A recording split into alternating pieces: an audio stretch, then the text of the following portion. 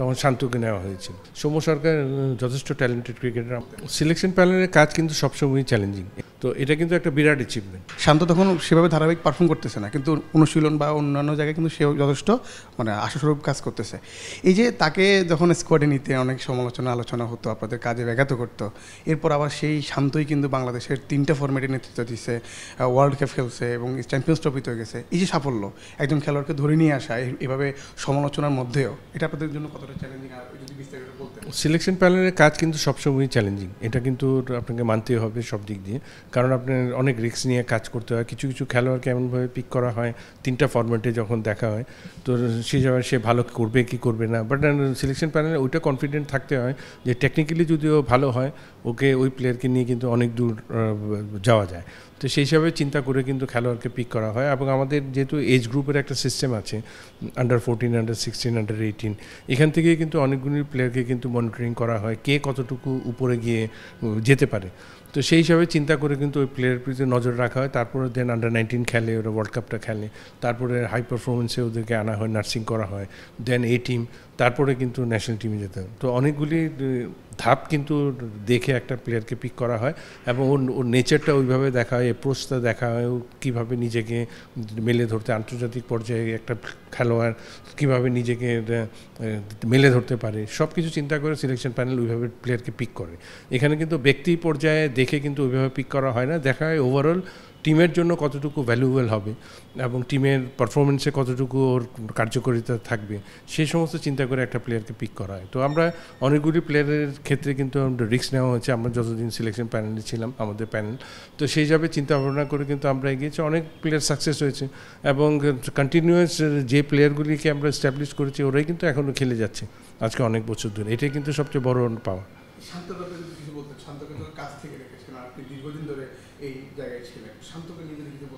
অবশ্যই শান্তকে তো আমরা তো প্রথমেই আপনার এখনও মনে হচ্ছে 17-18 মৌসুমেই কিন্তু ওকে ডেভেলপিং প্লেয়ার হিসেবে কিন্তু নিউজিল্যান্ড সিরিজে নেওয়া হয়েছিল। সেই থেকে তখন জাতীয় দলে ইনক্লুড করা হয়নি, বাট ডেভেলপিং প্লেয়ার হিসেবে 2জন খেলোয়াড়কে নেওয়া হয়েছিল, তখন শান্তকে নেওয়া হয়েছিল। তো সেভাবে চিন্তা ভাবনা করে কিন্তু আগানো। তো একটা প্লেয়ারের প্রতি ওইভাবে নজর রাখা হয়েছিল টিম ম্যানেজমেন্ট এবং সিলেকশন প্যানেল, যাতে ওই প্লেয়ারকে নিয়ে যাতে আমরা আগাতে পারি এবং ওর থেকে দেশে যদি কিছু ভালো পারফরমেন্স যদি আমরা চাই, সেভাবে চিন্তা করে আগানো হয়েছে এবং ও সাকসেস আমাদের এই এরিনাতে। এই যে শান্ত এখন ভালো করছে, এখন তো নিজে আপনার কাছেও ভালো লাগছে যে এত আলোচনার মধ্যে ছিলেন, অবশ্যই আপনি অনেক কিছুর মধ্যে দিয়ে গেছেন আপনার ওই সময়টা, এখন ভালো লাগে কিনা যে আমি হ্যাঁ অবশ্যই।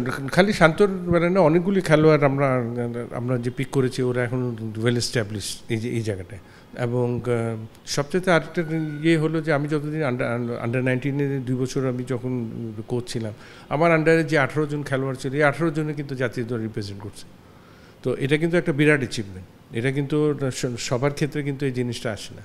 তো যেহেতু আমি খুব কাছ থেকে খেলোয়াড়দেরকে পেয়েছি এবং খেলোয়াড়দের সাথে কাজ করেছি, আমি তখন আন্ডার 19 হেড কোচ ছিলাম, তারপর এই টিমের হেড কোচ ছিলাম, হাই পারফরমেন্সে ব্যাটিং কোচ ছিলাম। তো অনেকগুলি খেলোয়াড়কে খুব কাছের থেকে আমার পাওয়া এবং ওদেরকে নার্সিং করা, এবং আমার ওই খেলোয়াড়রা কিন্তু এখন ওয়েল এস্টাবলিশ আমাদের বাংলাদেশ ক্রিকেটে। তো এটা কিন্তু একটা খুবই আনন্দের এবং খুব সাকসেসফুল আমি বলবো যে আমার এই কোচিং ক্যারিয়ারটা। যদি সৌম্য সরকারের কথা বলি, যে সৌম্য সরকারও কিন্তু বেশ অনেকবার সুযোগ পেয়েছেন এবং তাকে আপনারা ধারাবাহিক সুযোগ দিয়েছেন, তখন সৌম্যর সাথে কোনো কথা হয়েছে কিনা যে যখন সোশ্যাল মিডিয়াতে বা বিভিন্ন জায়গায় আপনাদেরকে নিয়ে সমালোচনা হচ্ছে, শুধু আপনাকে না সৌম্যকে নিয়ে হচ্ছিল, যে কিন্তু সৌম্য তো কেমন ক্রিকেটার বাংলাদেশের জন্য সেটা তো আপনারা ভালো জানেন, কাছ থেকে দেখেছেন। সৌম্যর ব্যাপারে আপনি দেখেন, প্রথম কথা হলো সোশ্যাল মিডিয়া কী আলোচনা হয়, আমি সোশ্যাল মিডিয়া ফলো করি না। আমার একটা ব্যক্তিগত ব্যাপার, অন্যরা কীভাবে নেয় এটা আমি জানি না। আমি সোশ্যাল মিডিয়ার সমালোচনা আমি দেখিও না, আমি নিজে ফলো করি না, আমি আমার কাজ নিয়ে কাজ করে থাকি। সৌম্য সরকার যথেষ্ট ট্যালেন্টেড ক্রিকেটার, আমাদের বাংলাদেশে যে কয়েকজন ট্যালেন্টেড ক্রিকেটার আছে তার মধ্যে, এবং দেশকে কিন্তু অনেক ভালো পারফরমেন্সও কিন্তু দিয়েছে। এটা কিন্তু ভুলে গেছে, সমালোচনার মধ্যে কিন্তু এটা চিন্তা করা উচিত।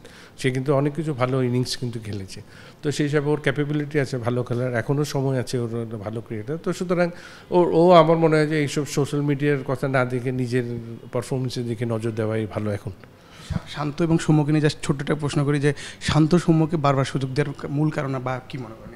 এখানে বারবার সুযোগের মধ্যে না, এখানে কিন্তু দেখেন ওরা যখন ডোমেস্টিক খেলে ওদের সাথে অন্য খেলোয়াড়ের পারফরমেন্সে কিন্তু ডিফারেন্সটা হয়।